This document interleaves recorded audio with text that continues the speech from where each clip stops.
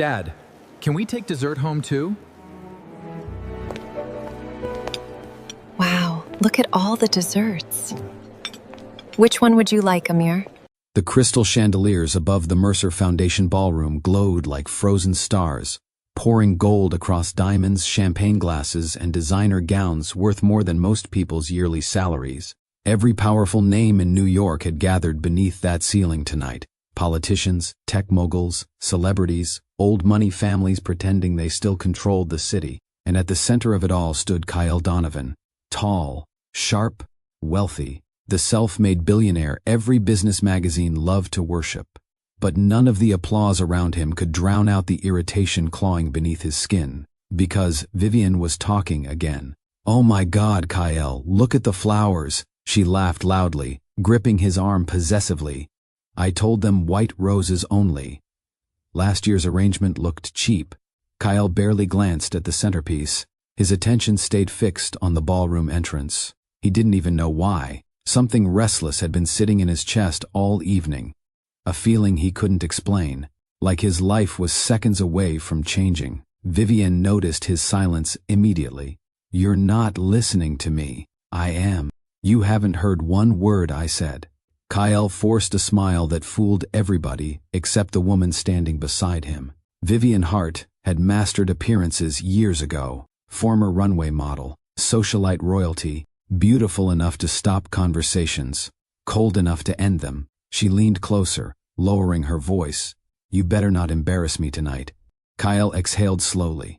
The statement irritated him more than it should have, not because Vivian was wrong, but because, once upon a time, someone else used to stand beside him at events like this. Someone who never demanded perfection. Someone who looked at him like he mattered before the money arrived.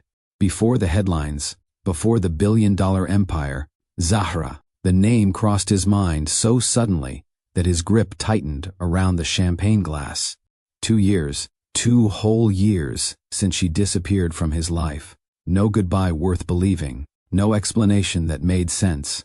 Just pain, silence, and a memory he had spent 24 months trying, and failing, to erase. Vivian followed his gaze toward the entrance. Then she smirked. "Oh, please don't tell me you're still thinking about that woman." Kyle's jaw hardened instantly. "Don't start. She left you, Kyle." Women like her always leave once they realize they can't keep up. Women like her. The phrase landed wrong. It always did.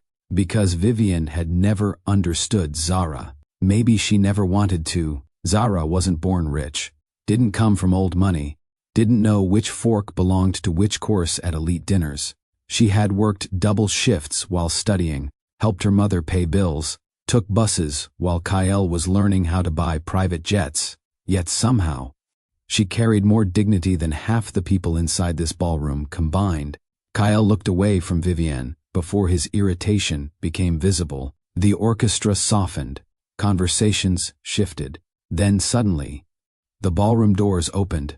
Everything stopped. Not slowed. Stopped. Even the waiters froze. Kyle turned casually at first. Then, his entire body locked. Zara walked into the ballroom like a memory powerful enough to silence a city. The black satin dress hugged her figure with quiet elegance. Nothing loud, nothing desperate. Her hair rested over one shoulder in soft waves, diamonds glowing against deep brown skin that looked untouched by stress, untouched by heartbreak. But it wasn't her beauty that destroyed Kyle. It was her eyes. She no longer looked at the world like someone waiting to be chosen. She looked like someone who had finally chosen herself. And beside her stood Lucian Mercer. The Lucian Mercer, the billionaire so powerful, even wealthy men lowered their voices around him. Owner of Mercer Global Holdings. Feared negotiator. A man whispered about in boardrooms like a storm nobody wanted to face directly. Older than Zara by several years. Calm, unreadable, deadly without raising his voice. The room shifted uneasily the second he entered. But Kyle barely noticed the fear spreading around the ballroom. Because Lucian wasn't alone. A little boy walked between them, maybe 4 years old, tiny tuxedo, curly dark hair, one small hand holding Lucian's, the other clutching Zara's. Kyle's heartbeat stumbled violently. No, no. The child looked up at Lucien innocently, then smiled. "Dad, can I have cake now?" The champagne glass slipped from Kyl's fingers. Crash. The sound shattered through the ballroom. Several guests jumped. Vivian turned sharply. Kyle couldn't breathe. Couldn't think. Couldn't hear anything except that single word replaying in his skull. "Dad." The little boy blinked curiously at the broken glass. Lucien calmly looked toward Kyle. Not angry, not threatened, just aware. Like he already knew exactly who Kyle was, and exactly what this moment was doing to him. Kyle stared at the child again. The eyes, those eyes. His stomach dropped so violently, he thought he might collapse right there in front of everybody. Because the boy had Zahra's eyes. But everything else looked painfully familiar. Vivian's voice sliced through the silence. "Well, this just became interesting." Her tone carried amusement. Cruel amusement. The kind wealthy people developed when other people's pain became entertainment. Kyle barely heard her. His pulse thundered louder with every passing second. Zahra finally looked at him directly. No smile, no anger, no longing. That hurt more than hatred ever could, because indifference meant she had survived him. Completely, the orchestra remained silent. Nobody in the ballroom dared speak first. Nobody wanted to interrupt the tension unfolding in front of them. A billionaire, frozen by regret. The woman he failed, standing beside a more powerful man. And a child calling somebody else dad. Kyle swallowed hard. His chest tightened painfully. 2 years ago, Zahra had vanished from his life overnight. At the time, he convinced himself she was overwhelmed by pressure, by gossip, by Vivian's attacks, by the growing distance between them. But now his mind began connecting horrifying possibilities he had never allowed himself to consider. Vivian crossed her arms slowly. "Well," she said with a mocking smile, loud enough for nearby guests to hear. "Looks like she upgraded." A few uncomfortable laughs escaped nearby socialites. Kyle's expression darkened instantly. But before he could respond, Lucien Mercer moved just one step forward. Calm, controlled, terrifying. "You will speak to her respectfully." His voice wasn't loud. It didn't need to be. The entire ballroom froze harder than before. Because everybody knew Lucien Mercer never repeated himself. Vivian's smile disappeared. For the first time all night, genuine discomfort crossed her face. "You can't seriously be threatening me at a charity event," she said lightly, trying to recover. Lucien held her gaze without blinking. "I don't make threats, Miss Hart." Silence. Heavy, humiliating silence. Kyle watched Vivian shrink beneath the pressure of another man's authority. And suddenly, a brutal realization slammed into him. Lucien was protecting Zahra publicly, in the exact way Kyle never did. Every time Vivian insulted Zahra before, every time society women mocked her background, every time wealthy elites made her feel small, Kyle had asked Zahra to ignore it, to be patient, to understand how this world works. But another man? Another man had walked into the fire beside her without hesitation, and somehow that hurt more than seeing the child. Kyle could still remember the first time he met Zahra. Back then, nobody called him Mr. Donovan. Nobody chased him with cameras. Nobody begged for invitations to his parties. He was just a broke entrepreneur sleeping 4 hours a night, surviving on caffeine and blind ambition. And Zahra? She was driving his car. Not because she wanted to, because she needed the money. The memory hit him so sharply that for a moment the ballroom around him faded completely. He remembered rain, traffic, a broken windshield wiper, and Zahra arguing with him through the rearview mirror after he snapped at another employee over the phone. "You talk to people like they're machines," she told him. Kyle had looked up from his laptop slowly. "What? You heard me. No one speaks to me that way." Well, somebody should. That should have irritated him. Instead, he spent the rest of the ride trying not to smile. Because she wasn't impressed by him, not by the money he didn't fully have yet, not by his confidence, not by his expensive watches or promises about becoming powerful someday. Zahra treated him like a human being before the world started treating him like a brand. And somewhere along the way, he fell in love with her. Hard, dangerously hard, The kind of love that makes a man believe success means nothing if one person isn't beside him to witness it. But success changes people, especially men who become rich too quickly. Kyle built Donovan Tech into a billion-dollar company within 3 years. Magazine covers followed, investors followed, power followed, and with power came people like Vivian Hart, women raised inside elite circles, women who knew how to smile while quietly making somebody feel unwanted. At first, Vivian pretended to like Zara. That lasted maybe 2 weeks. Then the comments started. Subtle, at first. She's pretty, in a very natural way. You're letting your driver attend this event too? I didn't realize Donovan Tech had relaxed standards now. Kyle noticed the insults. Of course he did. But every time Zara looked hurt, he responded the same way. Ignore it. Don't react. You know how rich people are. And slowly, without realizing it, Kyle began asking Zara to survive things he should have protected her from. The pressure became worse after he started bringing Vivian around investors. Vivian understood the wealthy world perfectly. She knew how to charm executives, how to manipulate rooms, how to increase Kyle's social value simply by standing beside him. Board members loved her. Investors respected her family name. And little by little, Kyle started prioritizing peace in public over loyalty in private. The guilt still haunted him, especially one particular night. The memory returned so vividly, he nearly flinched inside the ballroom. A rooftop engagement party, champagne everywhere, city lights glowing beneath the skyline. Vivienne, standing beside a group of wealthy women laughing too loudly. Zara arrived late that evening after helping her mother at the hospital. Simple black dress, no designer label, no diamonds. Still the most beautiful woman there. Kyle remembered the exact second the room changed. Vivian smiled sweetly at Zara, then said, "Oh good, you made it." The catering staff went through the back entrance, by the way. Several people laughed instantly, not nervous laughter, real laughter, cruel laughter. Kyle remembered seeing Zara freeze, just briefly, just enough for him to notice the humiliation in her eyes before she covered it. That should have been the moment he defended her. It should have been simple. One sentence, one warning, one decision. Instead, he stayed silent. Because investors were present, because cameras were nearby, because confrontation felt inconvenient.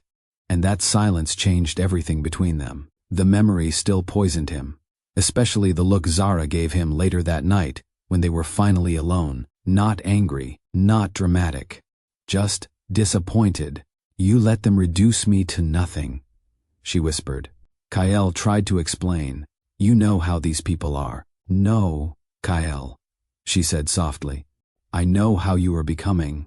That sentence followed him for months, even after she disappeared, even after the relationship collapsed under the weight of his ego and her exhaustion. Back in the present, Kyle stared across the ballroom at the woman he barely recognized anymore. Because this Zahra looked untouchable, not because of the diamonds, not because of Lucian Mercer, because she no longer carried the sadness he put inside her. The little boy tugged gently on her hand. "Mom?" The word punched through Kyle's chest. "Mom." God, the child was hers. His breathing became uneven again. Questions flooded his mind violently. When? How? Why didn't she tell him? Was the child? No. He couldn't even finish the thought.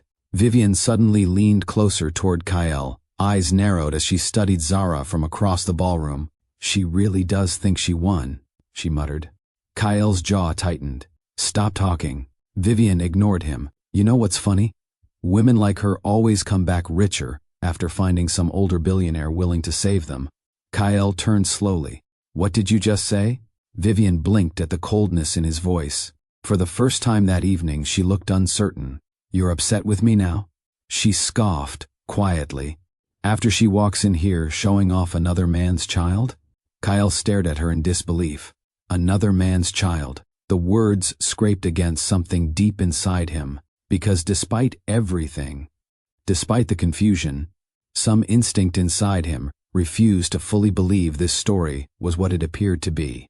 Across the ballroom, Several guests had already begun whispering aggressively behind champagne glasses. Socialites lived for moments like this: scandal, humiliation, emotional blood in expensive rooms.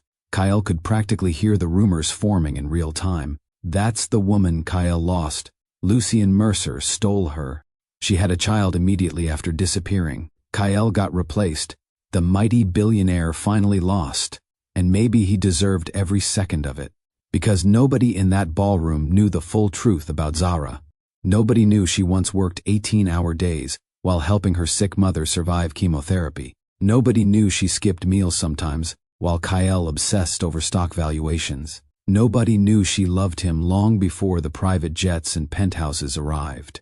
They only saw status, money, power, and now they saw a woman returning victorious beside a more dangerous billionaire.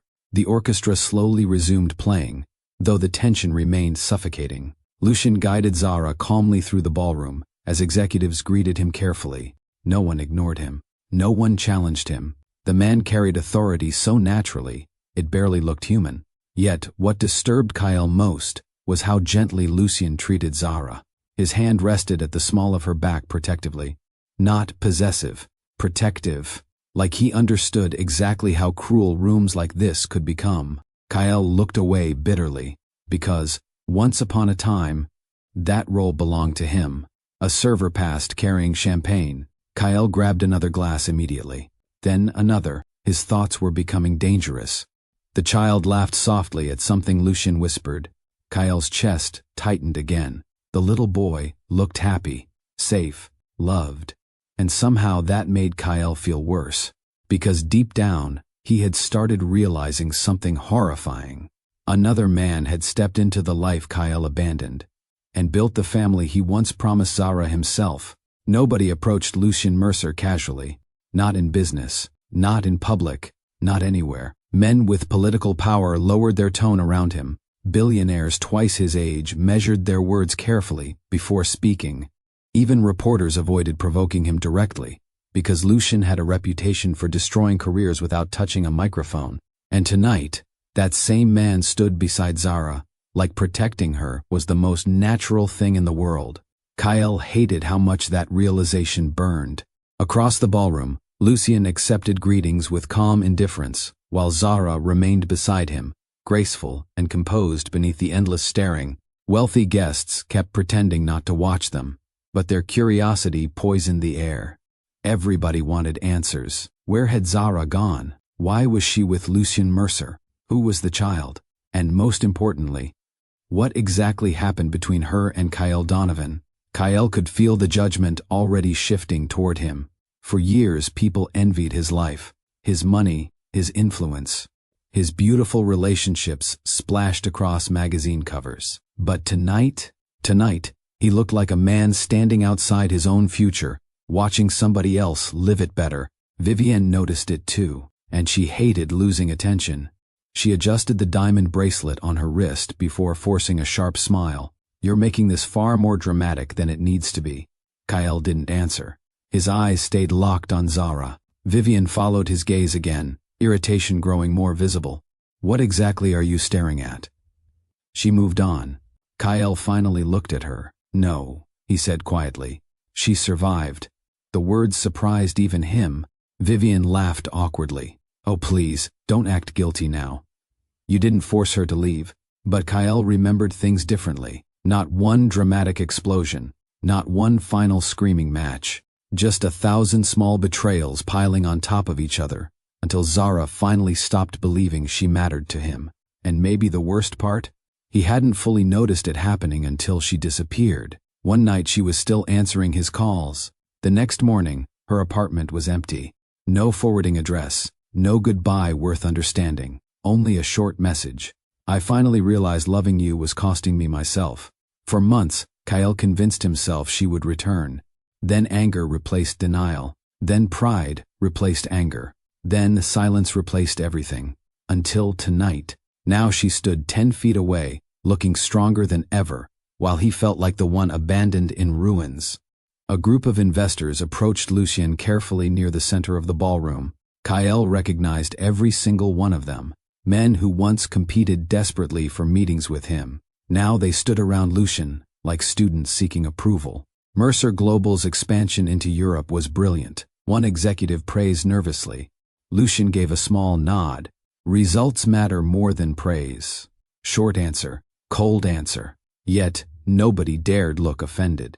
Kyle watched the interaction bitterly. Lucian Mercer possessed the kind of authority money alone couldn't buy. It came from fear, discipline, control. The man barely spoke, yet entire rooms adjusted around his presence automatically. Then something unexpected happened. The little boy wandered away from the adults, straight toward the dessert table. Several guests smiled softly as the child reached excitedly for a strawberry tart. Before he could grab it, the plate slipped. A crystal fork crashed loudly onto the marble floor. The little boy froze instantly. The surrounding conversation stopped again. Kyle saw panic spread across the child's face. Small shoulders stiffening, tiny hands pulling back quickly, like he expected somebody to yell at him. Instead, Lucian crouched beside him calmly. "You all right, champ?" The little boy nodded nervously. "I didn't mean to." "I know." Lucian picked up the fallen fork himself before handing the child a napkin. No harm done. That was it. No humiliation, no anger, no embarrassment. Just patience. And somehow that simple interaction hit Kyle harder than anything else tonight. Because Kyle remembered another moment years ago. A younger version of himself exploding inside an office after Zahra accidentally spilled coffee on financial documents during an overnight work session. She had apologized immediately. But stress and exhaustion turned him cruel. "Do you understand how important this meeting is?" he snapped. Zahra went silent after that, not because she feared him, because she looked hurt, deeply hurt. And later that night, Kyle remembered finding her quietly reprinting every ruined page alone at 2 a.m. He apologized eventually. But apologies lose value when somebody keeps collecting scars from you. Now he watched Lucian handle a frightened child with more gentleness than Kyle once showed the woman he claimed to love. The realization made him sick. Vivian noticed the expression on his face. "Oh my God," she whispered. "You're jealous of a child." Kyle's eyes hardened. "Enough. No, actually, this is becoming embarrassing," Vivian hissed quietly. "You've barely looked at me all night." Kyle turned toward her fully now, and for the first time in months, he truly saw her, not the beauty, not the elegance, not the polished image. He saw the arrogance, the entitlement, the subtle cruelty he spent years excusing because it benefited his public image. And suddenly, he became disgusted with himself. Because somewhere along the journey toward becoming powerful, he had started rewarding people who made him look important, while neglecting the person who genuinely loved him. Across the ballroom, Zahra looked up unexpectedly. Her eyes met Kyle's again. This time, neither of them looked away immediately. The noise around them faded. For one dangerous second, memories returned too vividly. Late-night drives, cheap takeout dinners before the billions arrived. Her laughing while sitting on his kitchen counter wearing one of his oversized shirts. The way she used to hold his face when he doubted himself. Back when he was just Kyle, not a billionaire, not a headline, just a man she believed in. Pain flickered across Kyle's expression before he could hide it. And Zahra noticed. Of course she noticed. Because once upon a time, she understood him better than anybody alive. The little boy suddenly tugged on Lucian's hand again. "Dad, can we go see the fountain outside?" That word crashed into Kyle a second time. "Dad." Lucian looked down calmly. In a minute, Kyle's heartbeat became uneven again. Something wasn't adding up. The timeline in his head felt wrong. Painfully wrong. 2 years ago, Zahra vanished shortly after their final breakup, and the child looked. No. He needed facts before letting hope destroy him completely. But hope had already entered the room. And hope is dangerous when attached to regret, especially the kind of regret that arrives too late. The whispers started spreading faster once dinner service began. Wealthy people pretended sophistication mattered to them. Truthfully, most of them loved humiliation more than honesty, especially when billionaires were involved, especially when beautiful women returned richer than before. Kyle could hear fragments everywhere now. So that's the woman he lost. She disappeared for 2 years. The child looks old enough to raise questions. Lucien Mercer never appears publicly with women. Vivian heard the comments too, and the more attention Zara received, the uglier Vivian's mood became. She hated competition, but what she hated most was being ignored. For years, Vivian had been the center of every room she entered. Tonight, nobody cared about her diamonds. Nobody cared about her dress. Nobody even cared that she arrived with Kyle Donovan. All eyes followed Zara, instead. The woman Vivian once mocked for not belonging among the elite. That humiliation sat badly with her. Very badly. Kyle sensed trouble immediately, the moment Vivian grabbed another glass of champagne. Her smile became too polished, too performative. The same smile she used before publicly embarrassing people. Don't, Kyle warned quietly. Vivian glanced at him innocently. Don't what? You know exactly what. She laughed softly. You suddenly care about protecting her feelings now? Kyle didn't answer. Because yes, he did. Far too late. Across the ballroom, Zara stood near one of the grand marble columns while speaking with an elderly board member from Mercer Global. Lucien had stepped away briefly to take a phone call near the terrace entrance, while the little boy remained beside Zara, eating chocolate cake carefully with a tiny silver spoon. The sight twisted something painful inside Kyle again. The child looked comfortable around her, attached to her, safe with her, like she had spent years building a peaceful world without him. Vivian followed Kyle's stare one final time before making her decision. Then she smiled. The dangerous kind. Oh, this should be fun. Kyle grabbed her wrist immediately. Vivian. She pulled free. Too late. Her heels clicked sharply against the marble floor as she crossed the ballroom deliberately, drawing attention with every step. Conversation started quieting instantly. People sensed drama approaching, and rich people loved front-row seats to emotional destruction. Kyle moved after her immediately, dread building fast in his chest. Vivian stopped directly in front of Zara. Her smile looked sweet enough to poison someone slowly. Zara, she said loudly. What an unexpected reunion. The nearby guests went silent immediately. Zara looked at her calmly. Vivian, no fear, no nervousness. That irritated Vivian even more. Her eyes shifted toward the child. Well, she continued smoothly. You certainly moved on quickly. Kyle felt his stomach tighten. The board member beside Zara quietly excused himself. Smart man. Everybody nearby understood the situation was seconds away from becoming ugly. Zahra gently wiped frosting from the little boy's mouth before responding. I'm not interested in conflict tonight. Vivian laughed softly. Conflict? Oh no, sweetheart. I'm just impressed. Her voice rose slightly louder. Most women disappear quietly after losing a billionaire. You disappeared and returned with an even richer one. Several guests exchanged uncomfortable glances. Kyle reached them now. Vivian, stop. But she ignored him completely. Her eyes stayed fixed on Zara. You know, she continued, people used to feel sorry for you. The ballroom became painfully quiet. Even the orchestra slowed. Vivian tilted her head mockingly. A struggling driver dating a billionaire always sounded temporary. Kyle's face darkened instantly. The little boy looked confused now, glancing between the adults. Zara remained composed, but Kyle noticed it. That tiny shift in her breathing, the same one she used to make whenever she felt cornered emotionally but refused to break publicly. Vivian saw it too, and pressed harder. I suppose sleeping your way into a better lifestyle worked out beautifully. Enough. Kyle snapped.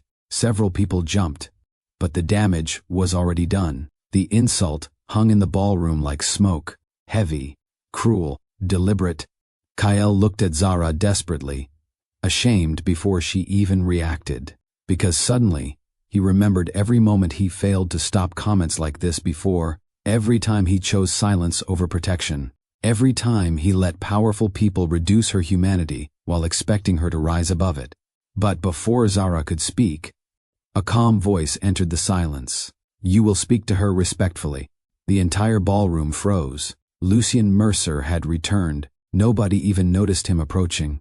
He stood beside Zahra now, one hand resting casually in his pocket, the other lightly touching the little boy's shoulder. Composed, controlled, terrifying. Vivian forced a brittle laugh. "Oh please, I was joking." Lucien looked at her without expression. "That says a great deal about your character." The air shifted instantly. Several executives lowered their eyes. Nobody wanted to be associated with Vivienne in this moment. Because Lucien Mercer wasn't merely wealthy, he influenced governments, destroyed competitors, made billionaires nervous. And now, he was publicly defending Zahra without hesitation. Vivian's confidence finally cracked slightly. "You're seriously choosing sides over a misunderstanding?" Lucien's gaze never moved. "There is no misunderstanding." Silence. Sharp silence. The little boy looked up at Lucien innocently. "Dad?" Lucien glanced down immediately, his expression softening at once. "Yes? Can we leave soon?" Kyl's chest tightened violently again at the word, "Dad." Every single time the child said it, Kyl felt something inside him tearing open wider. Vivian noticed Kyl's expression too, and suddenly, she understood something dangerous. Kyl still loved Zahra. Not partially, not secretly. Completely. The realization hit Vivian hard enough to make her reckless. She looked directly at Zahra again. "Well, congratulations," she said bitterly. "You finally found a man willing to clean up your messes." The insult barely finished leaving her mouth before Lucien stepped forward slightly. Not aggressively, not loudly, which somehow made it worse. "Ms. Hart," he said calmly, "if you insult her again, your invitation to every Mercer-owned event in this country disappears tonight." A collective breath swept across the ballroom. Everybody knew he meant it. Vivian's face lost color instantly. Because Mercer Global owned hotels, charities, luxury brands, media investments, entire social circles depended on Lucien Mercer's approval, and he had just placed Zahra's dignity above Vivian's status publicly. Kyl watched the scene in stunned silence. Another man was doing effortlessly what Kyl failed to do for years, protecting her, without hesitation, without calculation, without worrying about appearances, and that realization crushed him more than any insult ever could. Zahra finally spoke then, calm, elegant, powerful. "I don't need revenge against people who already revealed themselves." The statement landed perfectly, not loud, not emotional, just truth. Vivian looked humiliated, actually humiliated. For the first time in years, nobody rushed to defend her social position, because the room had already chosen its side. And Kyl? Kyl stood there realizing the woman he once underestimated had returned stronger than every person who tried to diminish her, including him. Long before private jets, billion-dollar mergers, and luxury galas became normal parts of Kyl Donovan's life, there was Atlanta, warm summers, church choirs echoing through open streets on Sunday mornings, family cookouts stretching late into the night, while old soul music played from somebody's uncle's speaker. And in the middle of that life, there was Zahra. Back then, Kyl still smiled easily, still laughed from his chest, instead of offering controlled billionaire smirks for magazine cameras. He rented a tiny apartment above an auto shop on Auburn Avenue while trying to build Donovan tech from a folding table and 2 borrowed computer monitors. Most nights he barely slept. Most mornings, he looked exhausted. But every Friday evening without fail, he drove across the city to see Zahra. That became their ritual. No matter how stressful life became, no matter how little money he had, he always showed up. Sometimes with flowers from gas stations, sometimes with cheap takeout containers balanced on his lap, sometimes with absolutely nothing except tired eyes and a need to hear her voice. And somehow, Zahra made all of it feel enough. The first time Kyl visited her grandmother's house, he realized immediately why Zahra carried warmth so naturally. The entire home felt alive. The smell of seasoned food floated through every hallway. Old family photographs lined the walls. Music played constantly somewhere in the background. People talked loudly over each other while laughing harder than necessary. Nobody knocked before entering the kitchen. Nobody stayed silent for long. It felt like love lived there permanently. Kyle stood awkwardly near the dining room that first evening, holding a peach cobbler Zara told him to bring. Her grandmother looked him up and down carefully. "So this the young man stressing my granddaughter?" Zara groaned instantly. "Grandma." The older woman ignored her completely. Kyle tried not to laugh. "I'm actually trying very hard not to stress her." Her grandmother replied. "That means you already guilty." The entire kitchen burst into laughter. Kyle laughed too, and for the first time in months, he forgot about work, forgot about pressure, forgot about failing investors and unpaid bills. Because around Zara's family, nobody cared whether he became rich someday. They only cared whether he treated her well. That terrified him a little, because deep down, Kyle already knew he loved her. The realization settled fully one humid summer night during a family cookout on the west side of Atlanta. Children ran through sprinklers in the yard, while grown adults argued passionately over card games beneath glowing patio lights. Music floated through the air, while Zara stood near the grill, laughing at one of her cousins. Kyle couldn't stop watching her, not because she was trying to impress anybody, because she wasn't. She looked beautiful simply existing inside her own happiness. Zara eventually noticed him staring. "What?" Kyle smiled slowly. "You always this pretty, or Atlanta just got lucky tonight?" She rolled her eyes immediately. That line sounded expensive. It was free. That explains why it needs work. He laughed so hard, he nearly dropped his plate. Moments like that built their relationship. Not giant, dramatic gestures. Comfort, ease, safety. The feeling of finally finding somebody who saw beyond ambition and ego. Later that same evening, music drifted from the kitchen radio, while Zara helped her grandmother wash dishes. Kyle walked in quietly behind her. "You hiding from everybody?" "I'm surviving family interrogation," Zara replied. Her grandmother smirked knowingly before leaving the kitchen intentionally. The second she disappeared, Kyle moved closer. Soft old-school R&B floated through the room. Zara looked up suspiciously. "What are you doing?" "Dancing. In this tiny kitchen? You got a better dance floor available?" She laughed as he gently pulled her closer. And there, between dish soap, warm food, and midnight laughter, Kyle slow danced with Zara in her grandmother's kitchen like the world outside didn't exist. No expensive ballroom, no luxury orchestra. Just love, real love, the kind built quietly. Her cheek rested against his chest while his hands held her carefully. "You know what scares me?" Kyle admitted softly. "What?" "That one day, I'll become successful and lose myself." Zara tilted her head upward. "You won't." "How you know?" "Because good people worry about becoming bad people." The statement stayed with him for years. Back then, Kyle still believed love alone could protect people from change. He had no idea how dangerous power could become once money entered the room. Sunday dinners became sacred after Kyle married Zara. No matter how busy work became, her family expected them both present every week. And during those dinners, Kyle became more than Zara's husband. He became family. Her uncles dragged him into heated football arguments. Her cousins mocked his growing obsession with business podcasts. Her grandmother still treated him like a man under permanent evaluation. "You working too hard," she warned one evening while passing him cornbread. "I'm building something. You building ulcers too." The table erupted with laughter.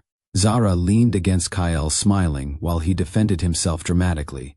"I come here for peace and leave emotionally attacked every Sunday. That's how we know we love you," one cousin replied immediately. And honestly, Kyle did feel loved there, truly loved, not admired, not respected because of money, loved because people trusted his heart. Those years became the happiest period of Zara's life. Small apartment, shared struggles, late-night grocery runs, watching movies while sitting on the floor because they couldn't afford proper furniture yet. Some nights, the electricity bill stressed them both out. Some mornings Kyle woke before sunrise to chase investors who barely returned his calls. But through all of it, they stayed emotionally close. That closeness mattered more than luxury ever could, especially at night. Their bedroom conversations became the safest place either of them had ever known. Kyle told her every fear, every insecurity, every doubt. "I'm scared of failing," he admitted one night while lying beside her. "You won't fail. You don't know that." Zara turned toward him carefully. "I know you. That's enough." He kissed her forehead softly. That became another ritual. Forehead kisses before work. Forehead kisses after arguments. Forehead kisses whenever life became too heavy for words.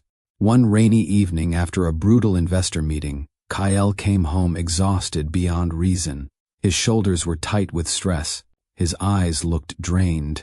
Zara immediately noticed. She sat beside him quietly on the couch while thunder rolled outside. "How bad was today?" Kyle leaned back heavily. "One investor told me I don't look trustworthy enough to run a tech company." Zara frowned. "What does that even mean?" Kyle laughed bitterly. "You know exactly what it means." Atlanta's black business community respected Kyle deeply, but outside those circles, he constantly faced rooms where wealthy executives questioned him before he even spoke.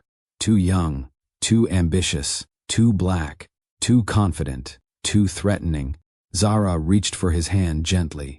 "You belong in every room you walk into." Kyle stared at her silently. No one encouraged him the way she did. No one believed in him so completely. That kind of support changes a man, or at least, it's supposed to. Later that night, soft music played from their bedroom speaker, while rain tapped against the windows. Kyle pulled Zara into his arms slowly. They danced barefoot beside the bed, while the city lights glowed outside. No audience, no performance, just intimacy. The kind that makes ordinary moments unforgettable. Zara smiled against his shoulder. "What?" Kyle brushed her hair back gently. "When all this works out." "When," she corrected confidently. He smiled. "When all this works out, I'm giving you everything. I already have everything." "No," he whispered. "You have me struggling. Different situation." She laughed softly. Then Kyle became serious again. Painfully serious. He held her face carefully before speaking. "I'll never make you feel alone." Zara's expression softened instantly. "Kyle, I mean it," he continued quietly. "No matter how crazy life gets, no matter how much money comes, no matter who enters our lives, you'll never question whether I'm beside you." The room fell silent, because she believed him completely. And the terrifying thing? Back then, Kyle believed himself too. Donovan Tech exploded faster than anyone predicted. One successful contract became three. Three became national attention. Then, suddenly, Kyle Donovan wasn't just a talented entrepreneur anymore. He became important. Interviews started. Magazine features followed. Investors who once ignored him suddenly competed for dinner reservations. Money entered their lives aggressively. Luxury apartments, corporate events, private networking parties, elite social circles that operated by completely different rules. At first, Zara tried embracing the change. She attended events beside Kyle proudly, supported every milestone, celebrated every victory, but slowly, the environment shifted around them. The higher Kyle climbed, the whiter the rooms became, the colder conversations felt. Atlanta's black warmth started disappearing from their lifestyle. No more spontaneous family cookouts every weekend. No more relaxed evenings surrounded by cousins and loud music. Now dinners involved wealthy executives discussing image, branding, and influence over $1,000 meals. And Kyle adapted frighteningly fast. Not intentionally. Gradually, that made it worse. He started caring about perception, about presentation, about saying the correct things around powerful people. The pressure followed him home constantly. Investors wanted perfection. Board members wanted discipline. Corporate advisors wanted Kyle rebranded into something smoother and more marketable. Zara noticed the transformation before he did. One evening she found him practicing speeches alone in the mirror, not rehearsing business ideas, rehearsing smiles, rehearsing pauses, rehearsing a version of himself. "You okay?" she asked softly. Kyle sighed heavily. "These people watch everything." "What people?" "The investors, the executives, everybody. Zara leaned against the doorway, carefully. You don't have to become somebody else for success. Kyle rubbed his forehead tiredly. You don't understand how this world works. The sentence bothered her immediately, not because he meant harm, because it sounded unfamiliar, like he was slowly joining a world that viewed emotional softness as weakness. Still, Zara stayed patient, because she loved him, because marriages survive difficult seasons all the time, or at least she hoped they did. Then Vivian Hart entered their lives, and nothing remained emotionally safe after that. The divorce became official on a rainy Thursday morning in Atlanta. No screaming, no dramatic courtroom breakdown, no final desperate kiss, just signatures, cold silence, and two people sitting across from each other looking nothing like the couple that once danced barefoot in tiny apartments while dreaming about the future. Zara wore a simple cream-colored sweater and kept her hands folded quietly in her lap throughout the meeting. Kyle barely looked at her, not because he hated her, because looking directly at the damage between them felt unbearable. The attorney continued explaining settlement details, properties, financial agreements, and confidentiality clauses in a polished professional tone. Neither of them cared anymore. The marriage had already died long before paperwork arrived. This was simply the funeral. Kyle signed first. His signature came quickly, sharp, controlled, billionaire handwriting. Then the document slid toward Zara. Her fingers trembled slightly as she reached for the pen. Kyle noticed. Of course he noticed.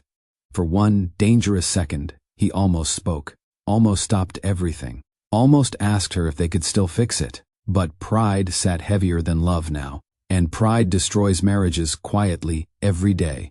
Zara signed the papers slowly. The second the pen left the page, something inside her broke permanently, not loudly, not dramatically, just deeply. The attorney smiled politely. We're officially done here. Done. Such a small word for the collapse of a life. Kyle finally looked at Zara, then really looked at her. She appeared exhausted in a way sleep could never repair. The emotional glow she once carried around him had disappeared completely. Even her silence felt different now. Distant, protected, like she had finally accepted that loving him hurt too much to continue. Outside the office, rain tapped softly against black luxury vehicles waiting near the curb. Kyle followed Zara out instinctively. Zara.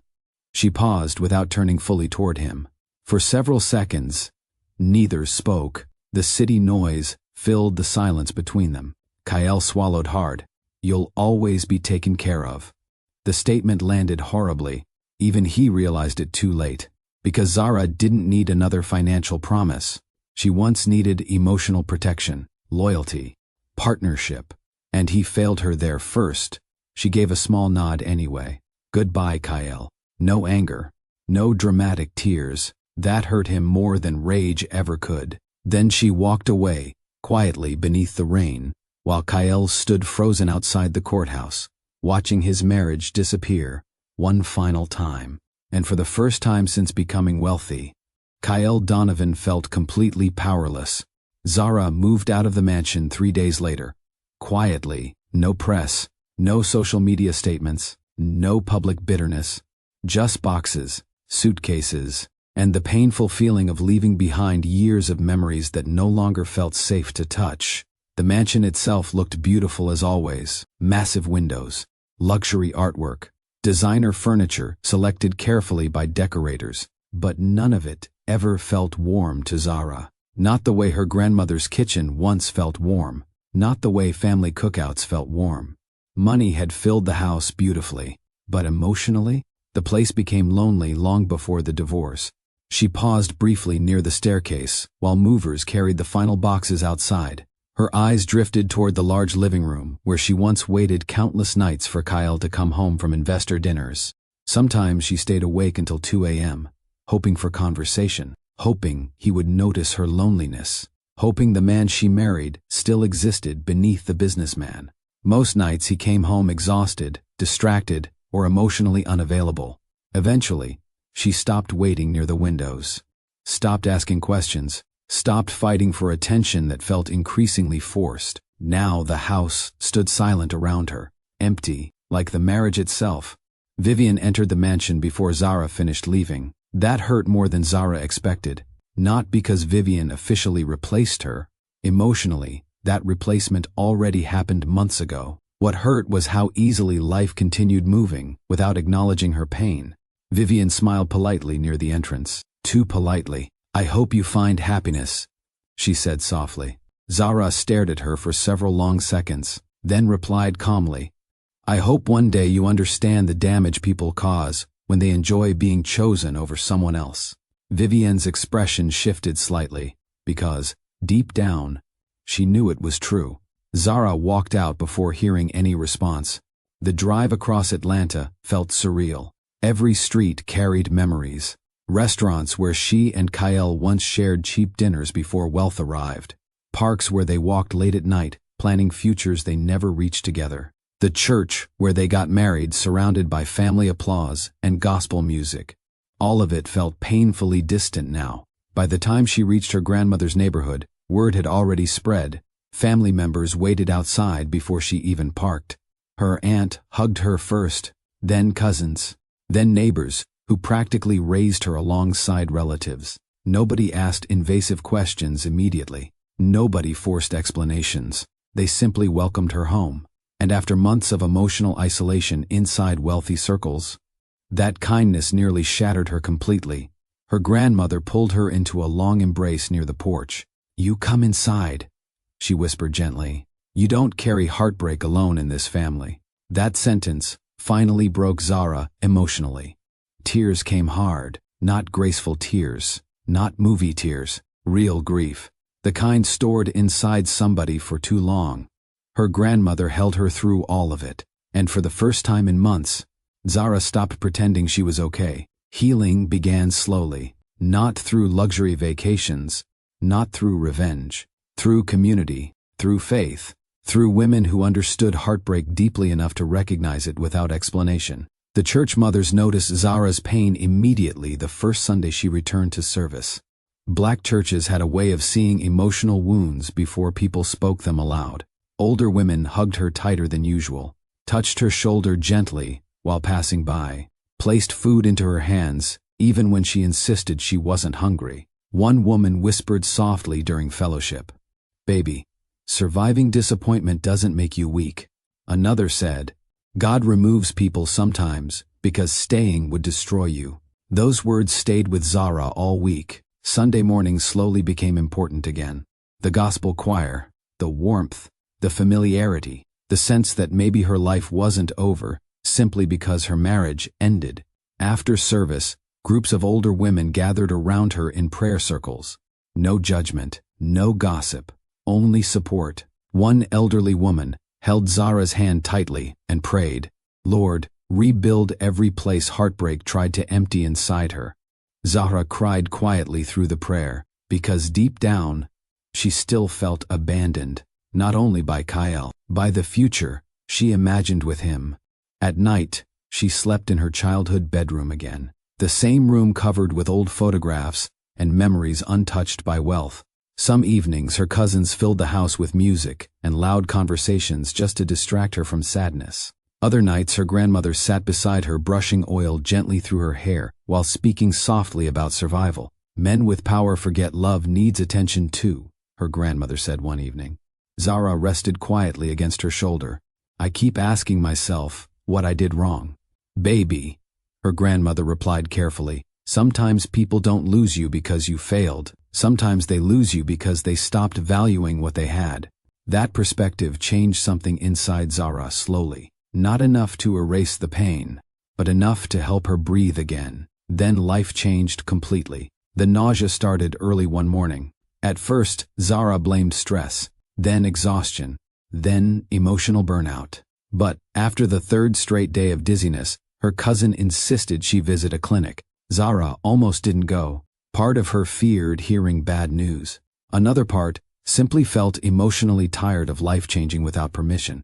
The clinic waiting room smelled faintly of antiseptic and coffee. A television played quietly in the corner while mothers held children nearby. Zara sat nervously twisting her fingers together until a nurse finally called her name. Everything afterward became a blur. Questions, tests, waiting, then finally. The doctor smiled gently across the desk. Congratulations. Zara blinked slowly. What? You're pregnant.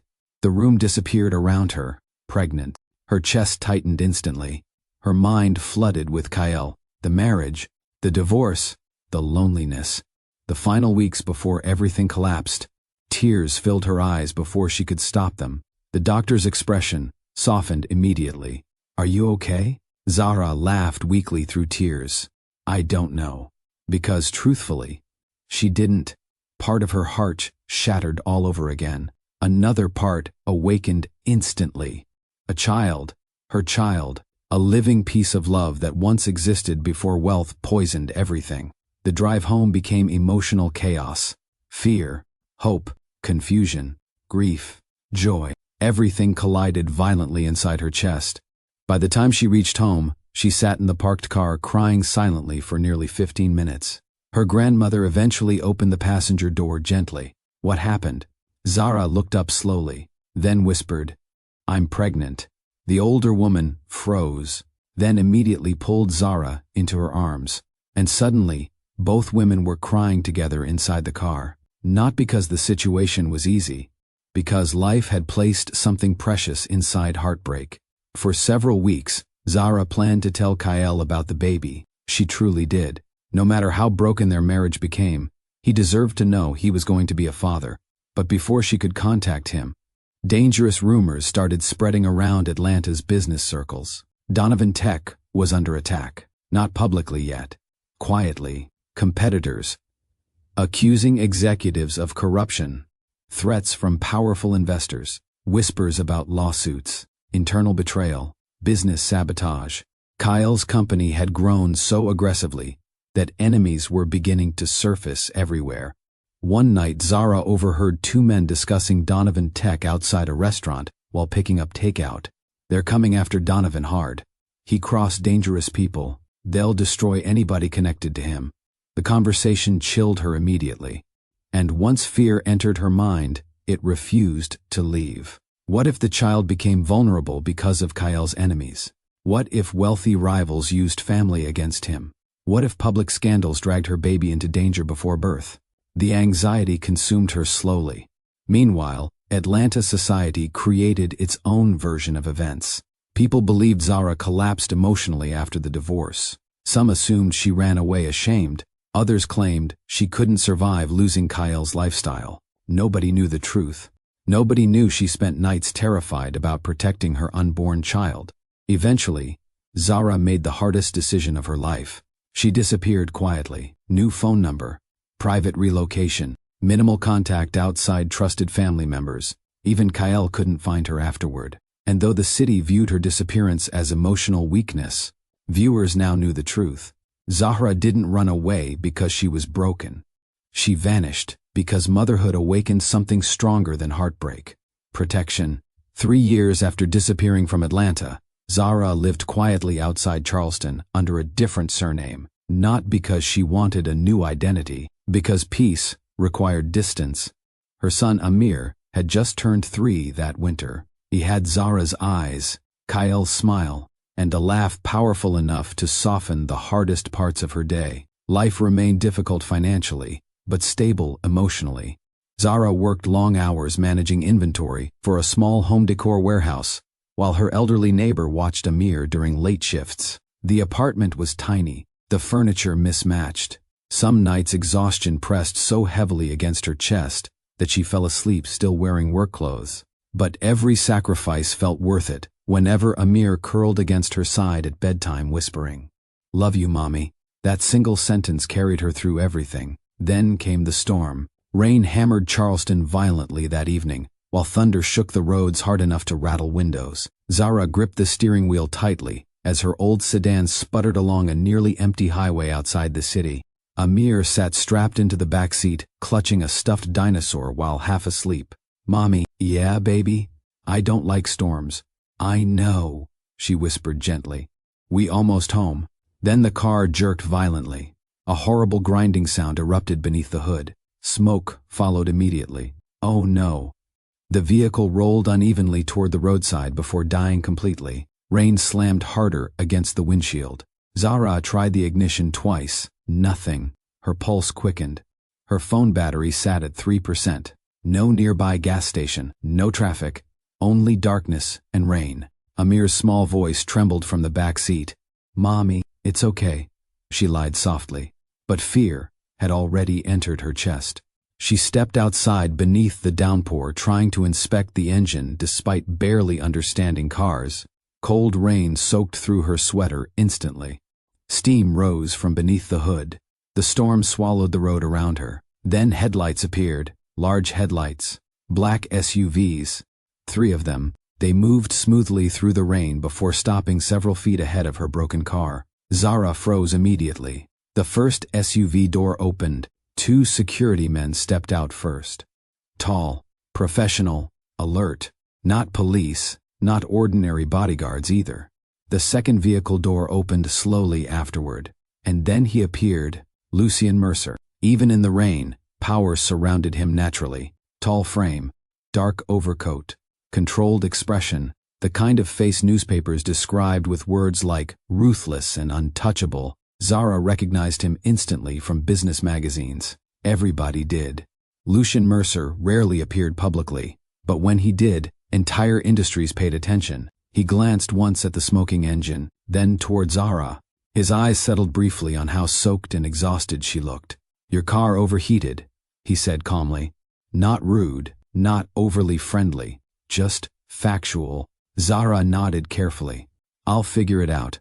One security guard approached the vehicle immediately. "Sir, there's a child in the back seat." Something shifted in Lucien's expression at once, subtle, but visible. He looked toward the car again. Amir sat inside nervously watching strangers through rain-covered windows. Lucien removed his coat without hesitation and handed it toward Zara. "You'll get sick standing out here." "I'm fine." That wasn't a question. The statement should have sounded controlling. Instead, it sounded protective, steady, safe. Zara accepted the coat slowly. Warmth wrapped around her immediately. Lucien turned toward one of the guards. "Call a tow truck." "Have someone bring my driver around." "Yes, sir." Thunder cracked loudly overhead. Amir began crying softly inside the car. Without thinking, Zara moved quickly toward the back seat. Lucien followed. Amir looked terrified now. Tiny hands gripping the dinosaur tightly. "It's okay, baby." Zara soothed gently. Lucien crouched slightly outside the open car door. His massive public reputation vanished completely in that moment. "You like dinosaurs?" he asked Amir calmly. Amir sniffled cautiously. "This one, T-Rex." Lucien nodded seriously. "Strong choice." Amir stared at him for several long seconds, then slowly stopped crying. Zara noticed immediately. Most men with power tried too hard around children. Lucien didn't. He simply treated Amir like a person deserving calm. That mattered more than charm ever could. Rain continued pouring around them, while Zara studied him carefully. The feared billionaire looked strangely different up close. Still intimidating. Still unreadable. But not cold, the way media described. Especially not around her son, and for reasons she couldn't explain yet. That frightened her more than the storm itself. Lucien arranged a hotel suite for Zara and Amir that night, without asking invasive questions. No hidden expectations, no uncomfortable pity, just solutions. His assistant delivered dry clothes, warm food, and replacement toys for Amir before midnight. Zara sat quietly at the edge of the luxury hotel bed afterward, trying to process what had happened. People didn't help strangers like this anymore, especially powerful men, especially billionaires. That level of kindness usually came attached to something: attention, control, obligation. But Lucien Mercer left after ensuring they were safe. Nothing more. The next morning, Zara expected everything to end there. Instead, hotel staff informed her calmly, "Mr. Mercer already handled your car repairs." She blinked. "What?" "The vehicle should be ready this afternoon." Embarrassment hit instantly. She marched downstairs, determined to repay him somehow. Lucien sat alone, inside a private breakfast area, reading financial reports while drinking coffee. Several executives nearby looked terrified, even approaching his table. Zara hesitated before walking over. Lucien looked up immediately. You slept? The question surprised her. Not, are you grateful? Not, did you enjoy the suite? Just concern. A little. He nodded once, then returned attention toward the reports. Zara stood awkwardly for a second. Thank you for helping us. You needed help. That still costs money. Lucien finally closed the folder. Ms. Ellis, he said calmly, using the surname she currently lived under. If helping a stranded mother ruins me financially, my company deserves bankruptcy. The statement startled a laugh out of her before she could stop it. A small laugh. Soft. Real. Lucien noticed, not in a flirtatious way, more like a man relieved to see pain briefly loosen its grip on somebody. You don't laugh often, he observed quietly. The honesty caught her off guard. Zara looked away slightly. Life got busy. Lucien studied her carefully, not staring at her beauty the way most wealthy men did, looking deeper, like he noticed exhaustion hidden beneath composure. And somehow, that felt far more intimate. Amir suddenly ran into the breakfast area, holding a toy truck. Mommy, look! Lucien glanced toward him instantly. Amir stopped directly beside Lucien's chair, without fear. Most children sense danger quickly around powerful adults, but Amir looked strangely comfortable near him already. Lucien picked up the toy truck, calmly. Fast engine, he commented. Amir grinned proudly. You know trucks? A few. Zara watched the interaction silently. Something about Lucien unsettled her emotionally, not because he intimidated her, because he felt safe, and after years spent surviving emotional instability, safety became dangerous to hope for. Over the following months, Lucien continued appearing quietly in Zara's life, never aggressively, never pushing boundaries, just present. At first, it happened through practical things. A recommendation for a better pediatrician, after overhearing Amir's asthma concerns. A safer apartment arranged discreetly after Lucien learned her neighborhood had rising break-ins. Groceries appearing anonymously at her door during difficult weeks, not extravagant gifts. Essentials. Food, medicine, support. And every single time Zara tried repaying him, Lucien responded the same way. You don't owe me survival. Nobody had ever spoken to her like that before, not even Kyle during the good years. Because Kyle always connected love with achievement, Lucien connected care with humanity. That difference slowly changed her. One evening, Amir accidentally broke the kitchen sink faucet while washing toy dinosaurs. Water sprayed everywhere. Zara nearly cried from exhaustion. The landlord ignored maintenance requests constantly, and she couldn't afford emergency repairs. 30 minutes later, Lucien arrived quietly carrying tools. No expensive suit this time, just dark jeans and a fitted black sweater. You didn't have to come, Zara protested. You have water flooding your kitchen. That's not your responsibility. Lucien glanced toward the leaking sink. Seems irresponsible to leave it then. Amir followed him around the kitchen excitedly, while Lucien repaired the pipe calmly. No complaining, no dramatic masculinity performance, just competence. Steady hands tightening metal beneath the sink, while Zara stood nearby watching silently. You know how to fix plumbing? She asked eventually. My grandfather owned apartment buildings in Detroit, Lucien replied. He believed every man should know how to repair basic problems himself. The answer surprised her. Media painted Lucien Mercer like he emerged fully formed from wealth and intimidation, not from ordinary beginnings, not from family lessons. Amir climbed into Lucien's lap afterward, holding another broken toy. This broke too. Lucien inspected the toy seriously. We may survive this crisis. Amir burst into laughter. Zara smiled before catching herself, because moments like this felt dangerously domestic, comfortable, warm, healing, things she stopped trusting years ago. Later that evening, after Amir fell asleep, Zara found Lucien quietly washing dishes in her tiny kitchen. You fixed the sink. You don't need to clean too. Lucien dried one plate carefully. You look tired. The statement almost broke her emotionally. Not because the words were dramatic, because somebody finally noticed, really noticed. Years ago, Zara practically begged Kyle to see her emotional exhaustion.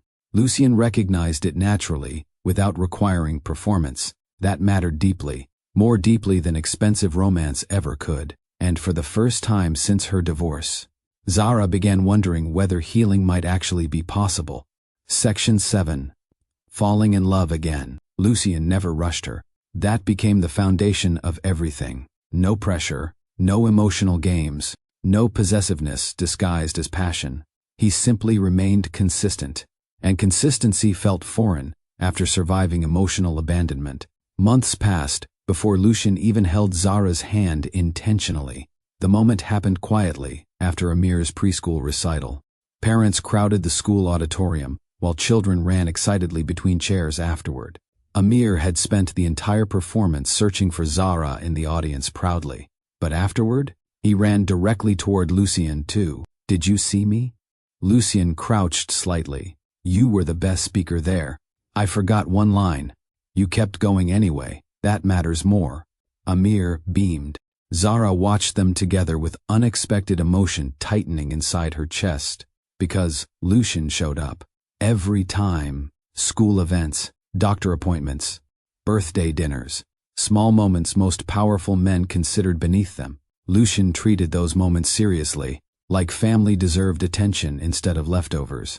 As they walked toward the parking lot that evening, Zara slipped slightly on wet pavement. Lucien caught her hand instinctively. His grip remained firm, but gentle. Neither spoke immediately afterward. The silence between them changed, not awkward. Aware. Zara looked down briefly before whispering, "You make life feel calm." Lucien studied her quietly. "You say that like calm is unusual." Her eyes softened painfully. "It is." Something vulnerable passed between them then. Something deeper than attraction, recognition. Two people understanding each other carefully. Lucien lifted her hand slowly and kissed her forehead. Softly, respectfully. No performance attached. Zara closed her eyes briefly, because nobody had touched her with tenderness in a very long time. The truth finally came out during a quiet evening at Lucien's beach house outside Charleston. Amir slept upstairs after demanding 3 bedtime stories instead of 1. Soft jazz played through the living room while rain tapped gently against massive windows overlooking the ocean. Zara sat curled beneath a blanket staring at the fireplace, silently. Lucien noticed immediately. "You're somewhere else tonight." She exhaled slowly. "I've spent years trying not to talk about my marriage."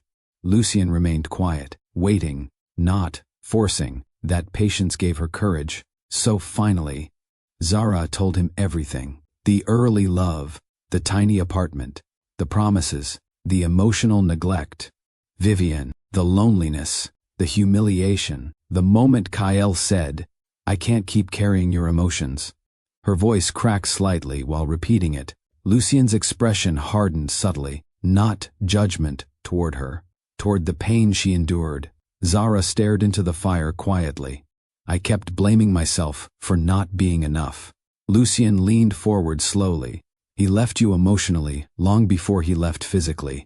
The sentence hit her, like truth finally spoken aloud after years of confusion. Tears filled her eyes instantly. Because deep down, she always knew it. Kyle stopped protecting her long before the divorce papers arrived, stopped prioritizing her, stopped nurturing the marriage emotionally. Lucien moved closer carefully, not rushing to touch her, giving her space to feel everything. "You loved him honestly," Lucien continued softly. "That's nothing to be ashamed of." Zara wiped tears slowly. "I don't even know who I became during those last years." Lucien looked at her steadily. "You became someone surviving emotional starvation." The accuracy shattered her completely. She cried openly then, and Lucien simply held her. No speeches, no superiority. Just steady arms around a woman finally releasing years of pain. The first time Amir called Lucien dad, nobody corrected him immediately, because the moment felt too emotional to interrupt. It happened during a Saturday morning breakfast, nearly a year later. Sunlight filled the kitchen while Zara cooked pancakes beside the stove.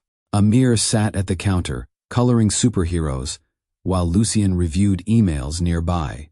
"Dad, can I have more syrup?" Silence.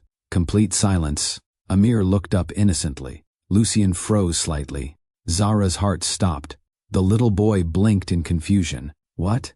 Lucien set the phone down slowly. You called me dad. Amir shrugged shyly. You act like one. That single sentence nearly destroyed Zara emotionally, because children recognize safety instinctively, and somewhere along the journey from strangers to family, Amir had chosen Lucien himself, not because anyone forced it, because love had already settled naturally between them. Lucien looked toward Zara carefully, like he wanted permission before reacting emotionally. Tears filled her eyes immediately. She nodded once. That was enough. Lucien pulled Amir gently into his arms, while the little boy giggled happily, and Zara stood there, realizing something profound. Healed love felt completely different from painful love. It felt safe, steady, gentle, protective, not exhausting, not lonely, not emotionally confusing. For the first time in many years, home no longer felt like something she lost. It felt like something she rebuilt. And viewers now understood why seeing Lucien beside Zara at the gala destroyed Kyle completely, because another man had given her the emotional security Kyle once promised and failed to protect. CTA third. Do you believe healed love feels different?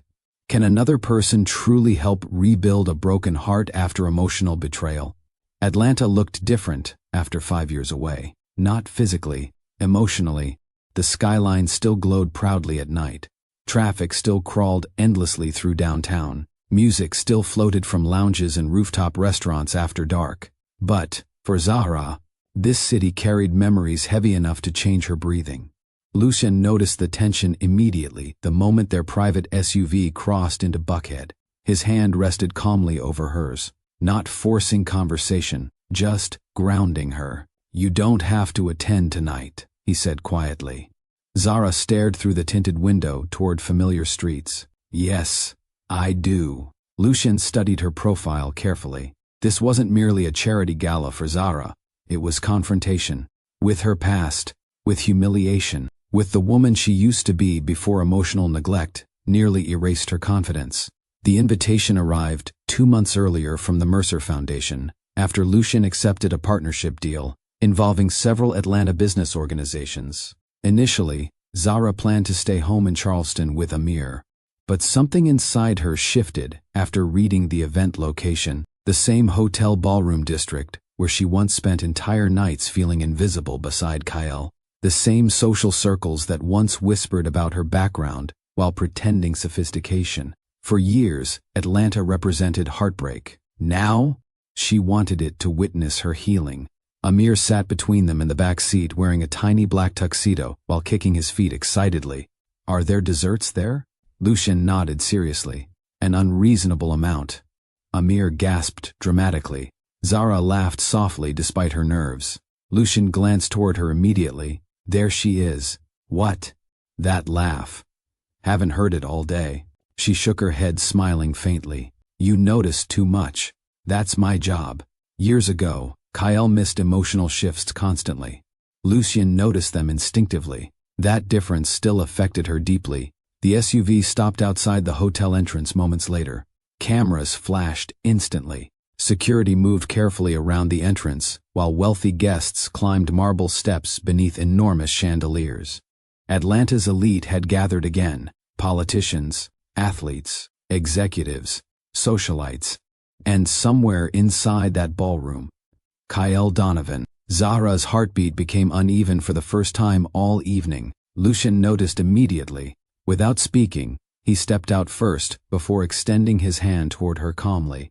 Not dramatically, not possessively, steadily, the kind of gesture that silently said, "You are not walking into this alone." Zara placed her hand in his, and together, they entered the building that once witnessed her emotional destruction. The ballroom conversations died slowly at first, then completely.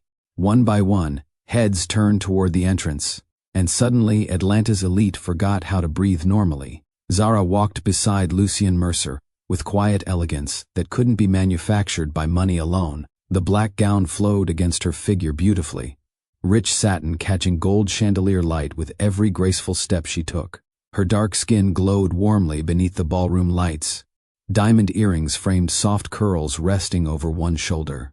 But what truly stunned the room wasn't beauty. Atlanta already had beautiful women. It was confidence. Years ago, Zara entered spaces like this cautiously, trying not to offend wealthy people, trying not to appear out of place, trying desperately to earn acceptance. Tonight, she looked emotionally untouchable, not arrogant, peaceful.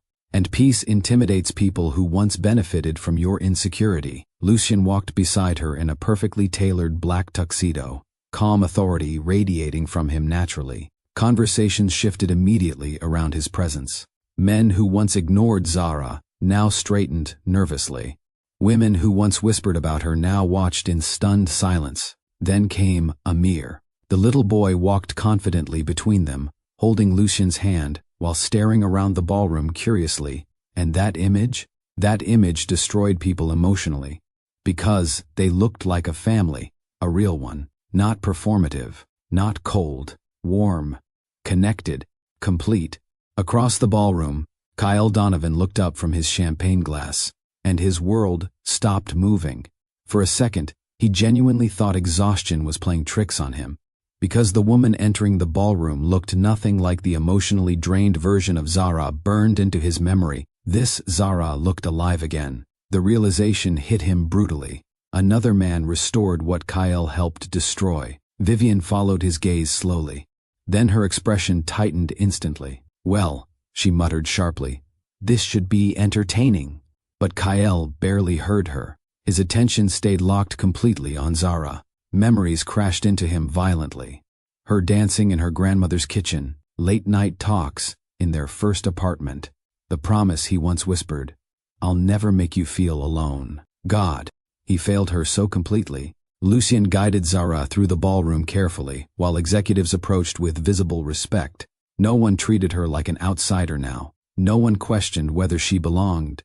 Because Lucien Mercer's presence erased those social games instantly. But Kyle realized something horrifying in that moment. Zara no longer needed validation from wealthy people anyway. She already found emotional security somewhere else. And that hurt more than jealousy ever could. Several guests whispered openly now. "That's Zara Donovan? She disappeared for years. She looks incredible. Lucien Mercer never attends events with women publicly. Who's the child?" That final question spread fastest, because the timeline created curiosity nobody could ignore. Kyle stared at Amir carefully again.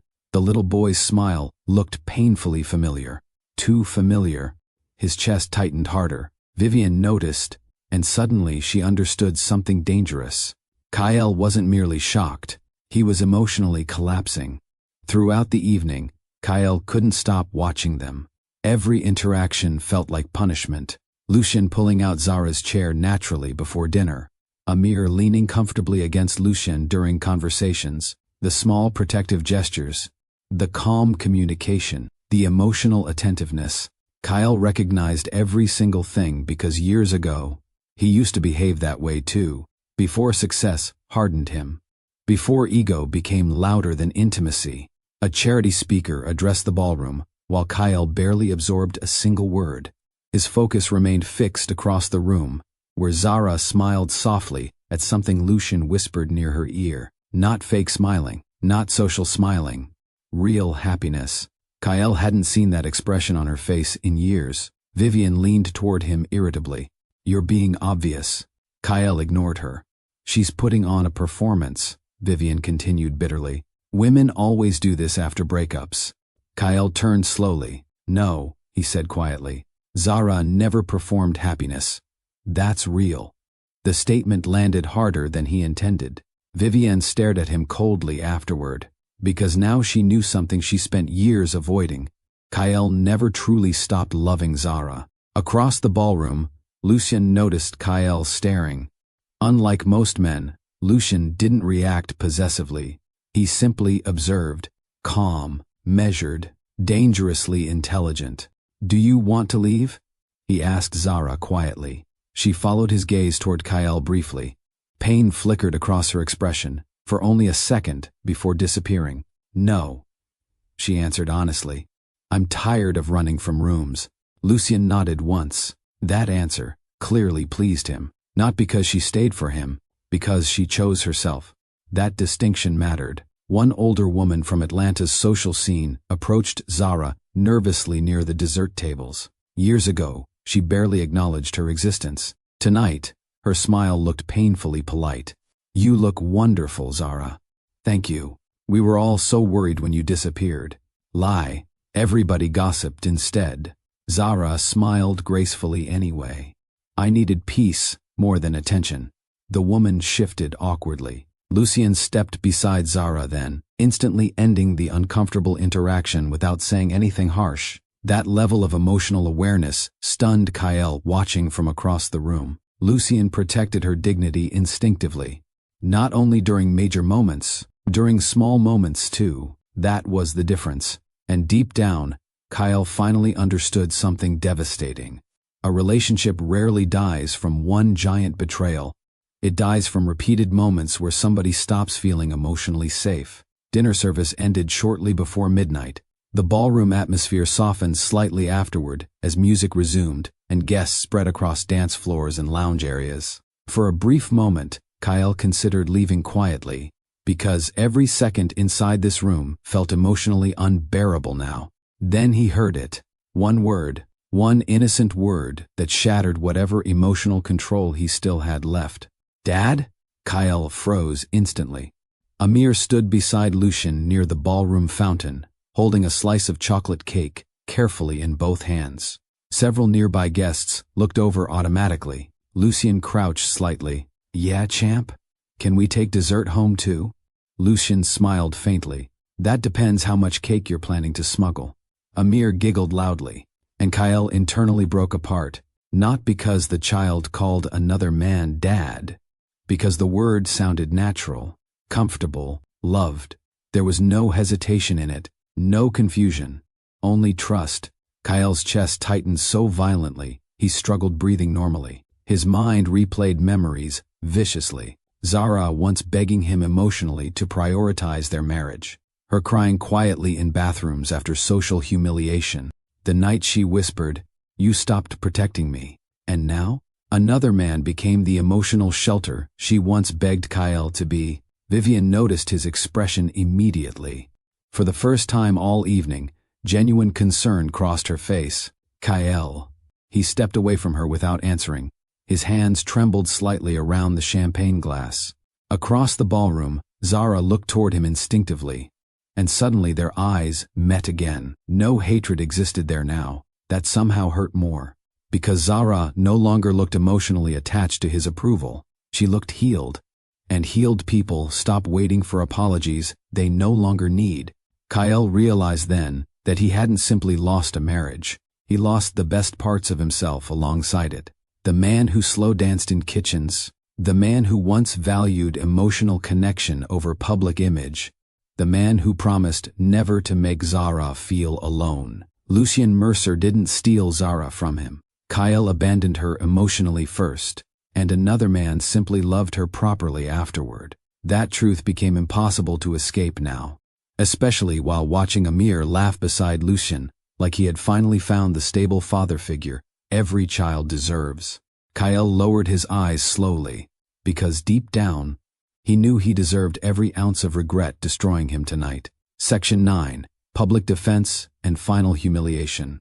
Vivian Hart spent most of the evening emotionally unraveling beneath her polished appearance. Nobody paid attention to her anymore. Not the investors, not the socialites, not even Kyle.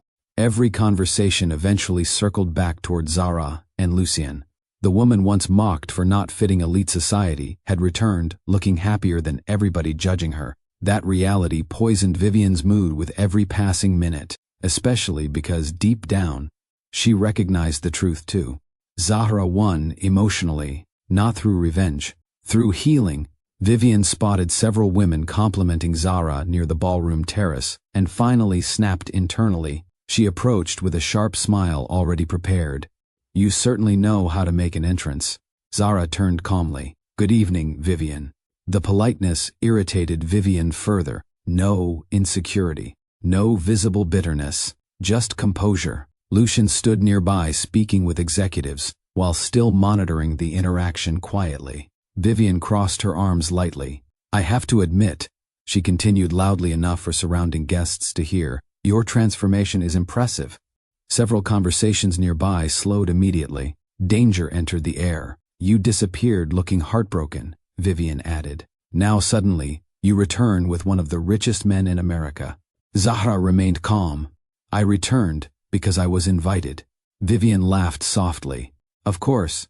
Then came the cruelty. The familiar kind Zahra, once tolerated silently years ago. I suppose some women recover quickly once another billionaire finances the healing process. The nearby guests stiffened instantly because everybody heard the insult clearly. Years ago, Zahra might have shrunk emotionally beneath comments like that. Tonight, she simply looked disappointed. And somehow, disappointment felt far more powerful than anger. Before Zahra could answer, Lucien stepped forward calmly. You will speak to her respectfully. Silence crushed the ballroom instantly. Complete silence. Because Lucien Mercer's voice carried authority that frightened powerful people naturally. Vivian forced a laugh. Oh please, I'm joking. Lucien looked directly at her. There's usually truth hidden inside cruel jokes. The statement landed sharply. Several executives lowered their eyes awkwardly. Nobody wanted involvement in conflict with Lucien Mercer. Vivian's confidence cracked slightly. You're seriously defending her this aggressively? Lucien's expression never changed. I defend people deserving respect. Kyle watched everything from several feet away, feeling physically sick. Because this scene mirrored countless moments from his marriage. Moments where Zahra stood vulnerable while waiting for him to protect her emotionally. Moments where he chose convenience instead. And now, another man handled the situation effortlessly. Without fear. Without calculation. Without worrying how elite society would react. Vivian looked toward Kyle desperately afterward, waiting for support. Waiting for him to stand beside her publicly, the way he always used to. But Kyle stayed silent. And that silence terrified her. Kyle? She pressed sharply. He looked at her slowly. Really looked at her. Then memories started connecting painfully in his mind. Every subtle insult, Vivian disguised as humor. Every event where Zahra felt isolated afterward. Every manipulative comment designed to replace Zahra socially, while Kyle dismissed concerns as overreactions. God, Vivian didn't destroy the marriage alone. But Kyle spent years enabling behavior he should have stopped immediately. That realization hollowed him out internally. Vivian stepped closer. Say something. Kyle's voice came quietly. You were cruel to her. The statement shocked the entire nearby group. Vivian blinked. What? You humiliated her repeatedly, Kyle continued. And I let it happen. For the first time all evening, Zahra looked genuinely surprised. Not because Kyle defended her now. Because he finally understood. Too late. Vivian laughed bitterly. You're blaming me because your ex-wife found someone richer? No, Kyle answered painfully. I'm blaming myself. Because I stopped protecting someone who loved me honestly. The ballroom remained completely silent. Every word carried years of regret inside it. Vivian's mask finally slipped entirely. You know what your problem is? She snapped. You're obsessed with some fantasy version of her, because another man succeeded where you failed. The truth landed brutally. Kyle closed his eyes briefly. Because yes, that was exactly what hurt. Lucien became the emotionally present man Kyle promised to be before wealth changed him.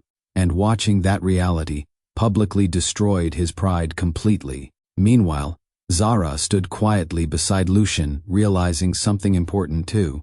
She no longer needed Kyle to validate her pain.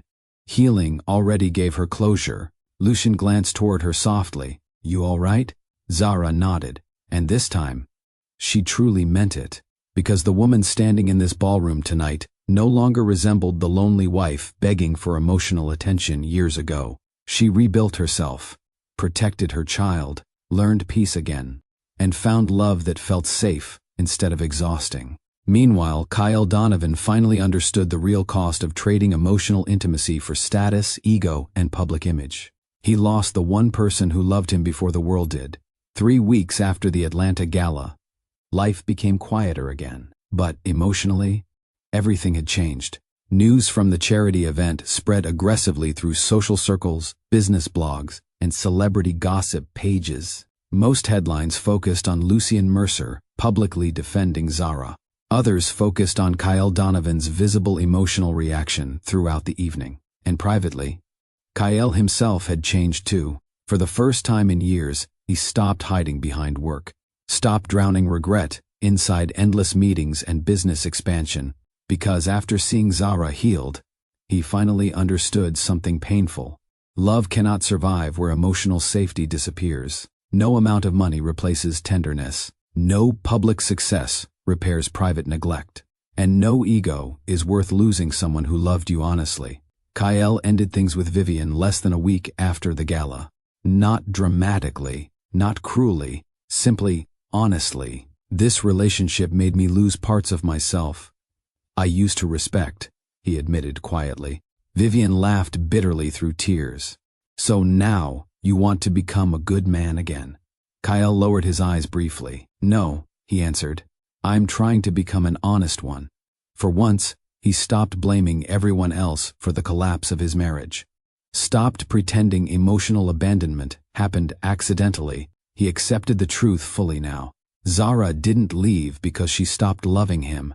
She left because carrying loneliness inside marriage eventually became unbearable. Meanwhile, in Charleston, Zara slowly learned what peace actually felt like. Not temporary happiness. Peace, the kind that lets your body finally rest. After years spent emotionally preparing for disappointment, Lucien never pressured her to discuss the gala afterward. Never forced conversations about Kyle. He simply continued loving her consistently. That consistency became the most healing thing of all. One evening, Zara stood barefoot in the kitchen preparing dinner while soft gospel music played from a nearby speaker. Amir sat at the counter coloring superheroes again, while Lucien quietly repaired a loose cabinet hinge nearby. Ordinary moment, simple moment, but suddenly, Zara realized something deeply emotional. This was the life she once begged for emotionally. Not luxury, not wealth, presence, support, gentleness, partnership. And somehow, she found all of it, after believing heartbreak permanently ruined her ability to trust love again. Lucien looked toward her, while tightening the final screw carefully. You've been staring at me for 2 minutes. Zara smiled softly. You fix things quietly. Lucien stood slowly afterward. Depends what's broken. The statement touched something emotional inside her, immediately. Because years ago she felt emotionally broken, beside a man too distracted to notice. Now she stood beside someone who noticed everything. Lucien proposed on a Sunday evening beside the Charleston waterfront. No cameras, no reporters, no extravagant performance designed for attention. Just family. Just love. The sunset painted the water gold, while soft wind moved gently through Zara's curls. Amir ran excitedly along the nearby dock chasing birds, while Lucien watched him carefully from a distance. Zara leaned against the railing quietly. You've been suspiciously calm all day, she teased lightly. Lucien adjusted his watch. That's concerning? With you? Usually. A faint smile touched his mouth. Then his expression grew more serious. Zahra. The tone alone shifted her heartbeat instantly. She turned toward him fully. Lucien stepped closer slowly. For a man feared across industries, he suddenly looked strangely vulnerable standing there beside the ocean. And, somehow, that vulnerability affected her more than power ever could. You once told me, he said quietly, that loneliness inside love hurts differently. Zara's chest tightened softly. Yes. Lucien looked directly into her eyes. I promised myself that if I ever loved someone seriously again, I would never allow them to question whether they mattered to me. Emotion filled her throat immediately. Because, years ago, Kyle once made a similar promise before life changed him. But Lucien already proved his words through actions long before speaking them aloud. That difference mattered, deeply. Lucien reached into his coat slowly, before kneeling carefully in front of her. Zara covered her mouth instantly. Not from shock. From emotion, raw emotion. Amir noticed immediately from several feet away. Mommy. Lucien looked briefly toward the little boy. Come here, champ. Amir ran over excitedly. Lucien rested one hand gently on the child's shoulder before speaking again. You and your mother became the most important part of my life long before either of you realized it. Zara's eyes filled with tears. Lucien continued quietly. You gave this house warmth. You gave me peace I didn't know I needed. And every day with both of you feels like something I never want to lose. Then he looked directly at her again. Marry me. Zara cried immediately, not graceful tears, overwhelmed tears. The kind that arrive when somebody finally feels emotionally safe enough to receive love without fear attached to it. Amir started bouncing excitedly beside them. Say yes. Say yes. Lucien actually laughed softly at that, and hearing a feared billionaire laugh openly beside her child somehow made the moment even more emotional. Zara nodded through tears. Yes. Lucien slid the ring onto her finger carefully before standing. The second he wrapped his arms around her, years of fear loosened fully from her chest. Because this love felt different. Steady, safe, intentional. Nothing inside it made her feel invisible. Amir hugged both of them dramatically afterward, and for the first time in many years, Zara no longer felt like someone recovering from heartbreak. She felt chosen completely. Kyle saw the engagement announcement online late that night. A quiet photo, no excessive publicity, just Zara smiling peacefully beside Lucien, while Amir sat between them proudly holding Zara's hand. The caption simply read, "Forever starts with peace." Kyle stared at the image silently for several minutes. Then, surprisingly, he smiled. Not because it stopped hurting, because deep down he knew she deserved this happiness. Years ago, he believed love meant possession. Now, he understood real love sometimes means accepting the consequences of how you treated someone. He walked alone afterward through his penthouse balcony, overlooking Atlanta's skyline. The city still admired him, still respected his wealth, still celebrated his business success, but none of it felt emotionally impressive anymore, because the greatest thing he ever had was never Donovan Tech, never money, never status.